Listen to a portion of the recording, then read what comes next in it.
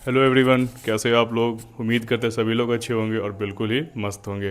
प्यारे दर्शकों, सभी लोगों को मेरा नमस्कार। हाँ, आज आप लोगों के पास एक टॉपिक लेके आए हैं, वो है vitamins, its types and functions. हमें देखना आज की इस वीडियो में डिस्कस करेंगे, इस पर आज हम चर्चा करेंगे कि वाइटमिन्स कितनी तरह की होती है और इन तरह जो होती है, जो टाइप्स होती है, उनकी टाइप्स में कितनी सारी सब टाइप्स आती हैं। ठीक है, कितनी टाइप्स हो गई, टाइप्स की सब टाइप्स हो गई, और ये सारी वाइटमिन जो है वो कहाँ कहाँ किस किस फूड में मौजूद होती है और इनके ना रहने से कौन कौन सी परेशानियाँ बीमारियाँ हमें हो सकती हैं। आज बेसिकली वो सारी चीज़ें हम डिस्कस करेंगे आज की वीडियो में। तो लेट्स गेट स्टार्टेड, शुरू करते हैं हम लोग, टाइम नहीं वेस्ट करते हैं बहुत ज़्यादा। तो पहले देखते हैं कि वाइटमिन्स हमारी असल में होती क्या है। तो हम कह सकते हैं कि वाइटमिन्स आर ऑर्गेनिक मॉलिक्यूल्स और organic substances that are needed by our body in order to stay healthy, to prevent diseases, और कह सकते हैं टू ग्रो और फॉर आवर परफेक्ट या proper metabolism in our body या इन आवर सेल। बहुत सी चीज़ें हैं, आप भी देख लीजिएगा। लेकिन वाइटमिन्स जनरली वो चीज़ें होती हैं, छोटी छोटी ऑर्गेनिक सब्सटेंस है जो हमारे शरीर को चाहिए होती है स्वस्थ रहने को, बीमार ना पड़ने को, हमारी अच्छी वो डाइजेशन होती रहे, या सारे तरीके की चीज़ें जो बेसिक चीज़ें होती है बॉडी को हमारी फिट रखने के लिए और हेल्दी रखने के लिए, उसे हम वाइटमिन कहते हैं। ठीक है, तो देख लेते हैं वाइटमिन्स की बेसिक। हमें जो दो कैटेगरी में हमने वाइटमिन्स को डिवाइड किया है, पहली वाली है फैट सोल्यूबल और दूसरी वाली है वाटर सोल्यूबल। तो इसमें चेक करते हैं कि फैट सोल्यूबल वो वाइटमिन्स के टाइप होते हैं, काइंड्स होते हैं, यानी जो हमारे शरीर की फैट में घुले रहते हैं, फैट में सोल्यूबल होते हैं और फैट में ही घुल करके हमारे शरीर में वो लंबे समय तक पड़े रहते हैं। बट वाटर सोल्यूबल में क्या है, ये जो पानी के तत्व हमारे शरीर में होते हैं, वाटर मॉलिक्यूल्स या वाटर का कोई सा भी हिस्सा, उसमें ये सोल्यूबल रहते हैं और इसे हमें इनटेक करना होता है बाहर से। दोनों को ही बाहर से इनटेक करना होता है, पर ये बहुत दिनों तक लॉन्ग लास्टिंग नहीं होती हमारे शरीर में। बट फैट सोल्यूबल वाली जो पार्ट होती है बहुत ज़्यादा लॉन्ग लास्टिंग होती है। ठीक है, तो एक मिनट। हाँ, अब देखते हैं फैट सोल्यूबल वाइटमिन जो है उसमें कितनी टाइप होगी हमारी। तो ये 4 टाइप्स होती है, इसके अंदर सब टाइप्स होती है, यानी कि पहले वाली है वाइटामिन ए, दूसरी है वाइटामिन डी, तीसरी है वाइटामिन ई और चौथी है हमारी the last one is vitamin K. इन चारों को हमें याद रखना है कि फैट सोल्यूबल होती है vitamin A, vitamin D, vitamin E और वाइटामिन के। आप याद रखने को ये भी आप याद रख सकते हैं कि वाइटामिन डी, ई, के, ए, इसे आप बोल सकते हैं देखा, देखा हुआ नहीं पूरा, बट देखा हुआ आप याद कर लीजिएगा, डी, ई, के, ए, देखा। तो इससे हमें बहुत इजीली याद हो जाएगा। अब ये नेमोनिक टेक्निक से अगर आपको खुद ब खुद याद हो जा रहा है नेचुरल तरीके से, तो बहुत बढ़िया, बेस्ट है वो। अगर आप नहीं कर पा रहे हो तो आप ऐसे भी याद रख सकते हैं, डी, ई, के, देखा।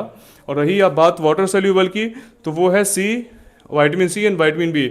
आप ऐसे भी याद रख सकते हो, सी से बोल देना आप चलो और बी से कह देना बताओ। चलो बताओ, अगर आपने चलो बताओ, अगर आपने देख लिया डी, ई, के, ए देखा, तो अब आप चलो बताओ vitamin C and vitamin B. तरीका है एक याद करने का, मैंने एक नया इजाज़ किया, आप लोग अच्छा लगे तो याद करेंगे, नहीं तो जैसा आपको अच्छा लगे। ठीक है, तो चलिए अब शुरू करते हैं फिर से। फैट सोल्यूबल है, फैट सोल्यूबल की 4 टाइप्स थी। पहली टाइप है वाइटामिन ए, बहुत कॉमन वाइटामिन है ये, हमें बहुत नीड होती है बॉडी में हमारी इसकी। कहाँ कहाँ ये पाई जाती है, सोर्स क्या क्या है इनकी, liver oil, fish, स्पाइनच, papaya etcetera, और भी बहुत सारे नाम हैं। बट प्यारे दोस्तों, जो भी लोग आप नॉन वेजिटेरियन होंगे वो इसे ज़रूर ऐड करेंगे अपनी खाने में, फ़िश को इसे मस्ट आप ऐड करें। ये कमाल की सोर्स होती है विटामिन ए की, बहुत ज़्यादा अच्छी अमाउंट में इसमें विटामिन ए मौजूद होती है, इसमें प्रेजेंट होती है। तो आप फ़िश को ज़रूर यूज़ करेंगे जो भी नॉनवेज यूज़ करते हैं। और जो भी लोग फॉर्चुनेटली वेजिटेरियन हैं, सौभाग्य से शाकाहारी लोग हैं, वो स्पाइनच ज़रूर यूज़ करें। कमाल की प्रचुर मात्रा में विटामिन ए इसमें पाई जाती है स्पाइनच में। और फिश में आप जो नॉनवेज यूज़ करते हैं वो फ़िश ज़रूर खाएं। इन दोनों चीज़ों को मेरे हिसाब से, मेरे अकॉर्डिंग, अगर आप ये दोनों चीज़ों को यूज़ कर रहे हैं तो विटामिन ए की लेवल कभी नहीं आपकी बॉडी में गिरेगी, ये हमेशा मेंटेन रहेगी, बरकरार रहेगी।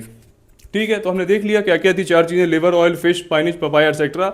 इसकी डेफिशिएंसी से क्या हो जाती है, नाइट ब्लाइंडनेस। नाइट ब्लाइंडनेस क्या होती है, बहुत हमें पता है, नाइट ब्लाइंडनेस वो बीमारी होती है जिसमें बंदों को रात में देखने में तकलीफ होती है।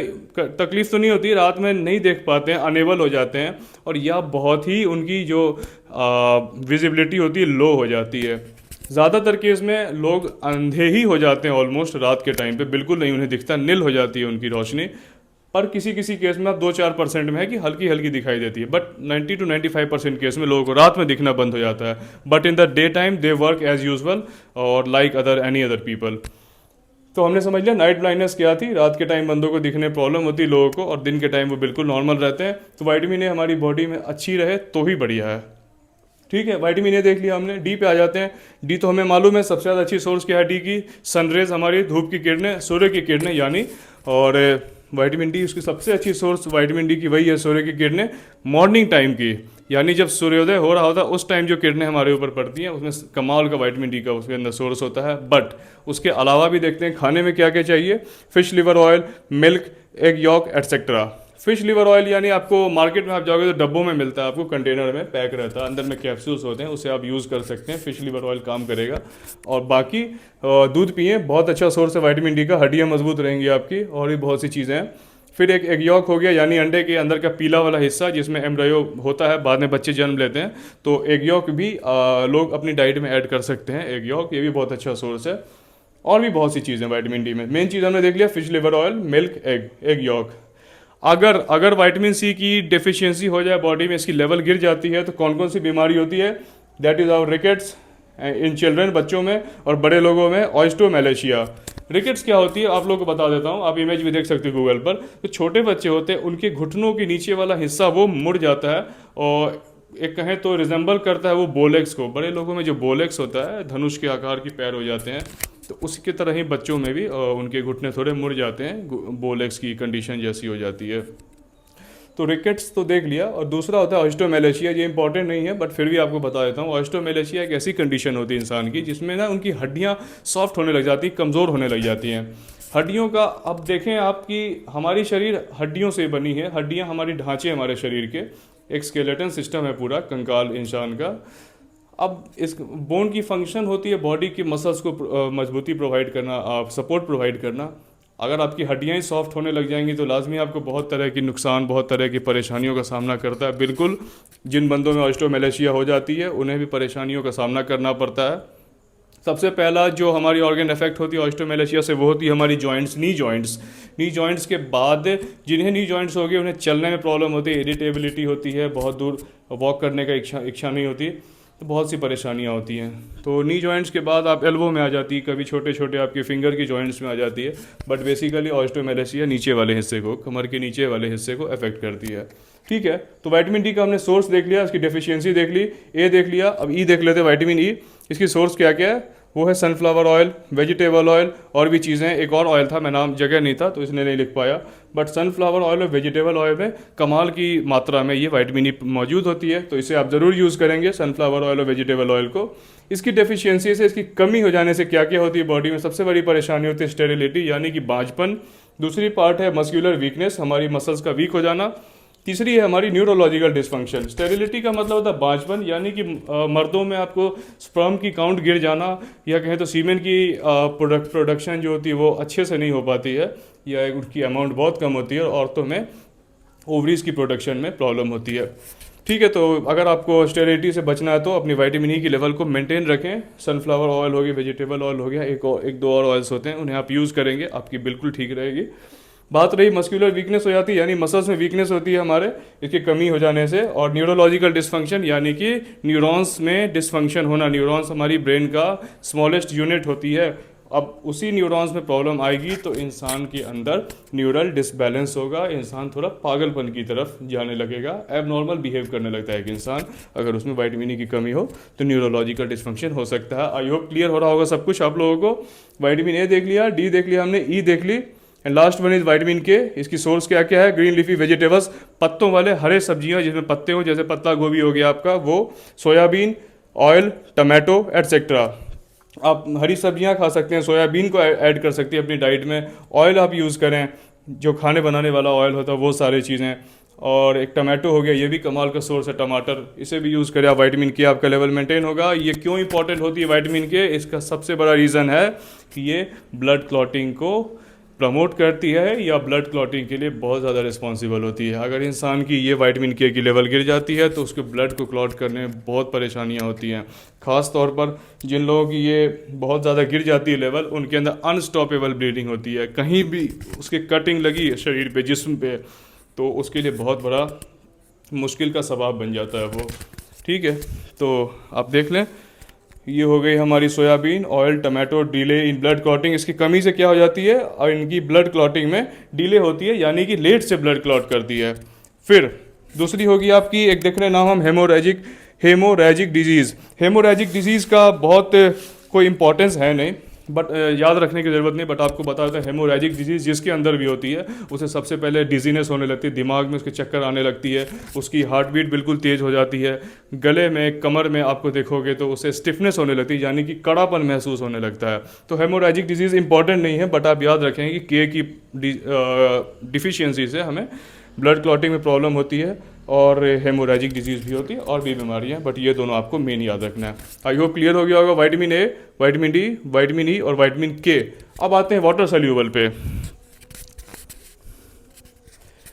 आते हैं वाटर सोल्यूबल में कितनी टाइप्स थी। बेसिकली वाटर सोल्यूबल की 2 टाइप्स थी, vitamin C and vitamin B.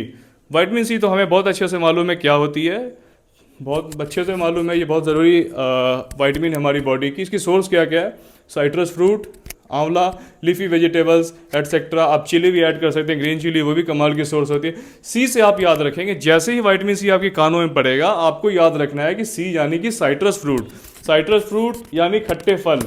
जहाँ भी आपको खट्टे फल मिल गए, नींबू हो गया, आपका संतरा हो गया, आपके बड़े वाली नींबू होगी, और भी जो फल आपके स्टेट में मिलती होंगी आप उन्हें याद रखेंगे। जहाँ भी फल खट्टे होंगे आप याद रखेंगे कौन सी विटामिन है, सी। याद रखने का तरीका ये भी है, विटामिन सी, सी से साइट्रस फ्रूट्स, इसे याद रहेगा। और दूसरा है सबसे कमाल की चीज़, ये इंडियन गूसबेरी यानी कि आंवला। कमाल का विटामिन सी ही नहीं, इसमें बहुत सी चीज़ें होती है। आयुर्वेदा का तो ये रामबाण है। आयुर्वेदा तो कहती है कि अगर इंसान रेगुलर आंवले की सेवन करे तो शायद ही कोई बीमारी उसे होगी, अगर आंवले को यूज़ करता है तो कोई भी व्यक्ति। तीसरी है लीफी वेजिटेबल्स, पत्तों वाली सब्जियां। वहाँ हमने देखा था ग्रीन लीफी वेजिटेबल्स, यहाँ सिर्फ लीफी वेजिटेबल्स है, पत्तों वाली सब्जियां आप यूज़ करें। और एक और होता है हरी मिर्च, ग्रीन चिली, बहुत अच्छी होती है आपकी गट के हेल्थ के लिए और डाइजेशन के लिए, दोनों चीज़ों के लिए बहुत इंपॉर्टेंट है वो। ठीक है, तो साइट्रस फ्रूट हो गया, आंवला हो गया, लीफी वेजिटेबल्स हो गई, चिली होगी, एटसेट्रा। आप जो और भी ऐड करना चाहते हैं आप ऐड कर सकते हैं सोर्स में, बट ये 3-4 आपके लिए सफिशियंट है। ठीक है, अब डेफिशिएंसी से क्या होती है, तो ये हो जाती है स्कर्वी यानी कि ब्लीडिंग गम्स। इन जिन लोगों में स्कर्वी की प्रॉब्लम होती है उन्हें आप देखेंगे उनके मसूड़ों और दांत के बीच जो जॉइंट्स होती है उसमें से कंटिन्यूअस ब्लीडिंग होती रहती है, हल्की हल्की ब्लड निकलते रहती है। अगर उसे वो साफ भी कर लें तो उसे आप देखेंगे 2 घंटे, 4 घंटे, 5 घंटों में वापस से हल्की हल्की ब्लीडिंग शुरू हो जाती है। तो वैसी कंडीशन को स्कर्वी बोलते हैं। आप विटामिन सी के लेवल को मेंटेन रखेंगे अगर आप इन फ्रूट्स का सेवन करेंगे, इन दिए हुए खानों का, तो आपकी लेवल कभी नहीं गिरेगी विटामिन सी की। आप हमेशा स्वस्थ रहेंगे, आपके मसूड़े, दांत वगैरह सारी चीज़ें तो आप मेंटेन रखेंगे इस विटामिन सी को। ठीक है, ये तो हमने समझ लिया विटामिन सी। इसके बाद आ गई विटामिन बी कॉम्प्लेक्स।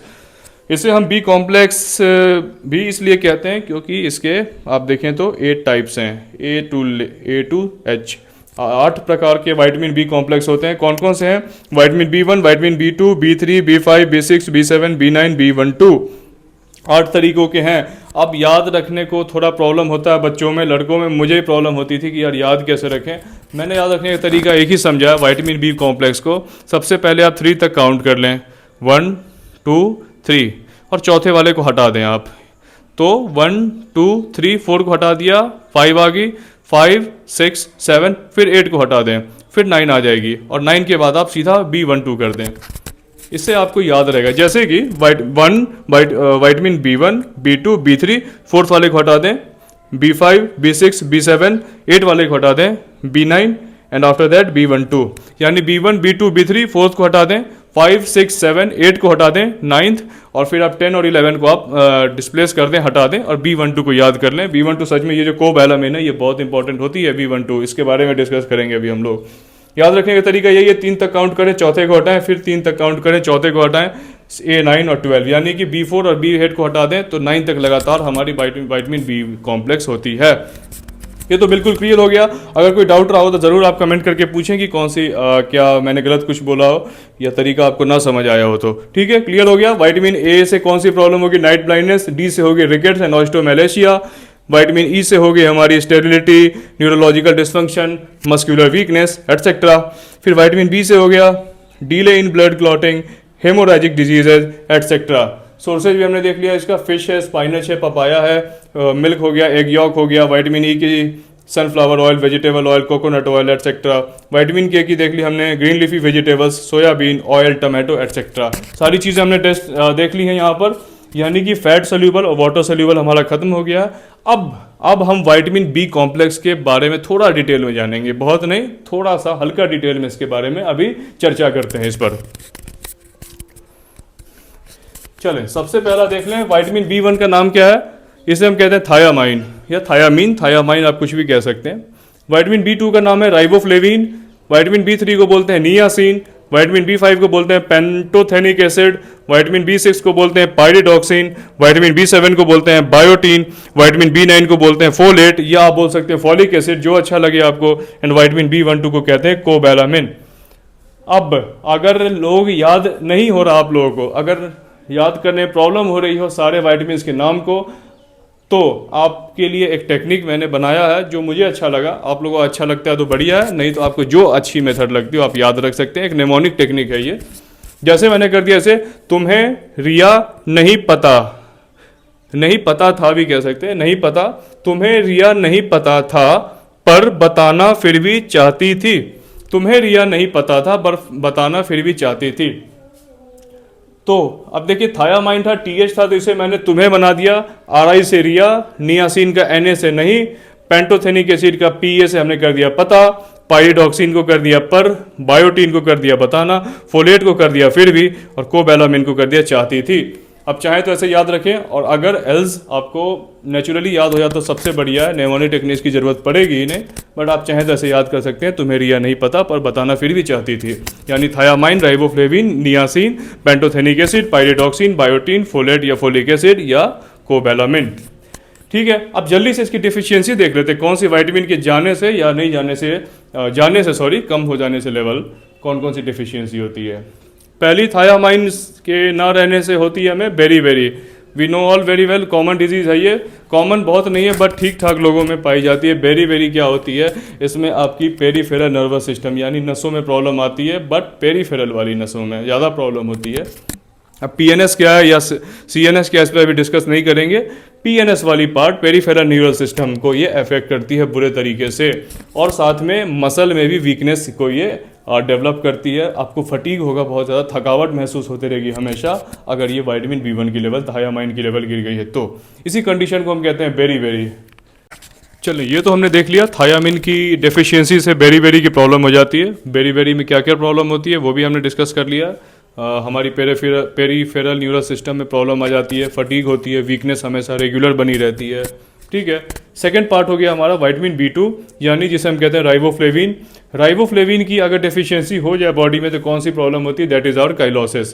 काइलोसिस का मतलब ही है आपकी जो होठ हैं, आपके लिप्स होते हैं, इनकी चारों ओर देखेंगे आप तो दरारें पड़ जाती हैं। आप इमेज देखेंगे आप गूगल पर जाकर तो देखिएगा, होठों के चारों ओर दरारें पड़ जाती हैं, कुछ गड्ढे वगैरह जैसे भी छोटे छोटे गड्ढे जैसे आ जाते हैं काइलोसिस के कारण आपके होठों के चारों ओर या होठों के मिड में। तो जनरली ये आपकी लिप्स को ही अफेक्ट करती है, यानी राइबोफ्लेविन के ना होने से आपकी लिप्स अफेक्टेड होती है, होठों का हिस्सा। चलिए ठीक है, विटामिन बी2 देख लिया हमने। अब बी3 देख लेते हैं, that is our niacin. Niacin की डेफिशिएंसी से क्या हो जाती है, दैट इज आवर पेलेग्रा। बड़ी खतरनाक प्रॉब्लम होती है पेलेग्रा, डेंजरस टाइप की होती है डेफिशिएंसी। इसे याद करने का तरीका होता है, हम कहते हैं 4 Ds, यानी कि 4 D वाले नाम से स्टार्ट होने वाली प्रॉब्लम, जिसमें कि पहला आपका हो जाता है डर्मेटाइटिस, यानी चमड़ों में जो प्रॉब्लम हो जाती है हमारे, डर्मेटाइटिस।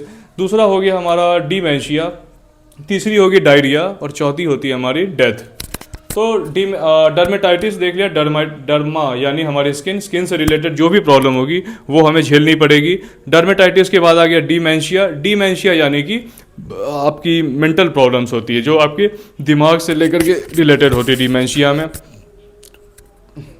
डिमेंशिया के बाद आ गई थर्ड वाली problem, that is our diarrhoea. Diarrhoea यानी हमें पता है पेट खराब होना, यानी लूज मोशन का लगातार होना, या कहें तो आप दस्त, जिसे हम दस्त लग जाना कहते हैं हिंदी में, वो हो जाती है काइलोसिस में। और चौथी, अगर हम इसे ना, इस पर ध्यान ना दें, इफ़ लेफ्ट अनट्रीटेड, तो काइलोसिस में even let lead a person to the death.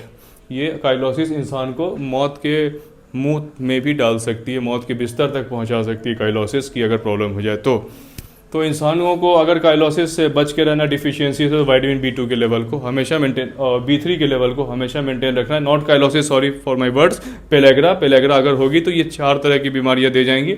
इनसे बचने को B3 को, अपनी लेवल को मेंटेन रखना होगा। ठीक है, B3 हो गया। B5 पे आते हैं, पेंटोथेनिक एसिड। इसकी डेफिशिएंसी से क्या होता है, वो है आवर इनएडिक्वेट ग्रोथ की सफिशिएंट ग्रोथ नहीं होगी बच्चों में। जितनी ग्रोथ होनी चाहिए थी उस बच्चे में या उस लड़के में, लड़की में पर्टिकुलरली, वो ग्रोथ उसे ना होगी, इनएडिक्वेट रह जाएगी, इनसफिशिएंट रह जाएगी। ठीक है। विटामिन B6 क्या है, पायरिडॉक्सिन। पायरिडॉक्सिन के ना होने से डेफिशिएंसी होती है कन्वर्जन। ये भी बहुत ज़्यादा एक तरीके से कहें तो बहुत बुरे टाइप की ये प्रॉब्लम होती है। कन्वर्जन में क्या होता है, इंसान हमेशा कन्फ्यूजन में जीने लग जाता है, कन्फ्यूज रहता है अपने आप में। कन्फ्यूजन के साथ साथ उसे एक और प्रॉब्लम होती है, दैट इज डिल्यूजन। अजीबोगरीब तरह के भ्रम होने लगते हैं उसके दिमाग में। भ्रम के साथ उससे भी एक स्टेप और ऊपर, जिनमें ज़्यादा प्रॉब्लम होती बढ़ जाती है, वो लोग अब जनरली बहुत बार अनकॉन्शियस होकर के गिर जाते हैं, लेट जाते हैं, या जहाँ बैठे रहते हैं वहाँ पर सो जाते हैं, बिल्कुल अचेत अवस्था में चले जाते हैं कुछ देर के लिए, ज़्यादा लंबे पीरियड के लिए नहीं, बट कुछ देर के लिए वो बिल्कुल अचेत हो जाते हैं, चेतनाहीन हो जाते हैं वो लोग, अनकॉन्शियस हो जाते हैं। ठीक है। और अनकॉन्शियस के अलावा एक दो और सिम्टम्स होते हैं, जैसे पैर हाथ का शेक करना, थरथराहट होना उनके शरीर में, पूरे जिस्म के अंदर वाइब्रेशन होना, थरथराना, इन तरह की चीज़ कन्वर्जन्स में होती है। कन्फ्यूजन हो गया, डिल्यूजन हो गया, बहुत सी चीज़ें हमने डिस्कस कर ली। प्रॉब्लम क्या क्या होती है कन्वर्जन्स में। नंबर 7 थी बायोटीन। बायोटीन की डेफिशिएंसी से कौन कौन सी प्रॉब्लम होती है, depression, hair loss, muscle pain etcetera. Depression यानी कि मानसिक तनाव आजकल बहुत हो गया मार्केट में। डिप्रेशन में इंसान बहुत ज़्यादा वो अपने आप को बुरा महसूस करता है, अजीबोगरीब ख्याल आते हैं इंसानों के मन में, तो डिप्रेशन हो जाती है। हेयर की लॉस होती है, मसल्स में पेन होने लग जाते हैं बायोटीन की डेफिशिएंसी से। ठीक है। विटामिन 9 हो गया फोलेट, जिसे हम कहते हैं फॉलिक एसिड भी कहते हैं इसे, फोलेट को। इसकी प्रॉब्लम से, डिफिशियंसी से क्या होता है, वो है मेगालोब्लास्टिक एनीमिया। बहुत अजीब टाइप की ये भी प्रॉब्लम है, एक मेजर डिजीज़ होती है मेगालोब्लास्टिक एनीमिया। इसके हो जाने पर क्या होता है इंसानों के अंदर, सबसे पहले तो उसकी चमड़ी जो होती है ना, वो पेल पड़ने लग जाती है, थोड़ी सी रफ जैसी हो जाती है चमड़ी, जैसी हमारी जॉन्डिस वगैरह में होती है, उस तरह की चमड़ी होने लग जाती है कि इंसान के अंदर। दूसरी चीज़ है, उसके अंदर मसल में वीकनेस होता है, बहुत कॉमन बात है ये, मसल का वीक हो जाना। उसके अलावा आप देखेंगे तो लाइट हेडेडनेस एक ऐसी भी प्रॉब्लम आती है, यानी कि सिर का हल्का होना, बिल्कुल इन अ स्ट्रेंज मैनर, एक अजीब तरीके से इंसान के सिर का हल्का होना, वो भी कंडीशन आ जाती है आपकी फोलेट के, यानी कि फॉलिक एसिड के कम होने पर बॉडी में। ठीक है। और तो ठीक है, और बस मेन ये 3-4 ही प्रॉब्लम होती है मेगालोब्लास्टिक में। मेगालोब्लास्टिक के बाद आप देखेंगे तो ये है विटामिन B12, दैट इज कोबैलामिन। इसकी ना होने से कौन सी डिफिशियंसी होती है, वो है pernicious anaemia. Pernicious anaemia is nothing, ये बस छोटी बहन है मेगालोब्लास्टिक एनीमिया की। लगभग सारे सिम्टम सेम होते हैं, बस एक एक्स्ट्रा सिम्टम आप देखेंगे तो पर्नीशियस एनीमिया में चेस्ट पेन भी होने लगता है इंसान को, इंसानों के अंदर वो छाती में उसकी दर्द होने लगता है, बेवजह ऐसे ही दर्द होने लगता है। और साथ में एक और चीज़ होती है, इसमें हैवी हेडेडनेस होता है, इसमें तो लाइट हेडेडनेस होती है, सिर का हल्का होना होता है, बट पर्नीशियस में आपकी सिर भारी हो जाती है, सिर में ज़्यादा दर्द होने लगता है आपको। और फटीग तो बिल्कुल एज यूजुअल रहती है, फटीग और वीकनेस, उसका तो कोई बात ही नहीं है। बट पर्नीशियस एनीमिया भी एक बहुत ही प्रॉब्लम कहें तो दुखदाई बीमारी है ये, इसे दूर ही रहा जाए तो बढ़िया है।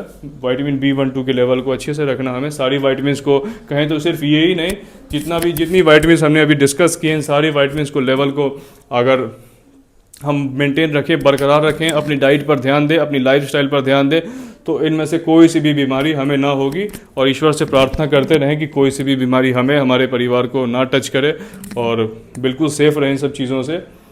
और बढ़िया, आई होप कि सभी लोगों को ये वीडियो अच्छा लगा होगा, समझ में आई होगी। अगर कोई चीज़ ना आई हो समझ में तो ज़रूर कमेंट करके बताएं। मैंने गलती की है कि यहाँ मैंने सोर्स नहीं लिखा था इस फूड का।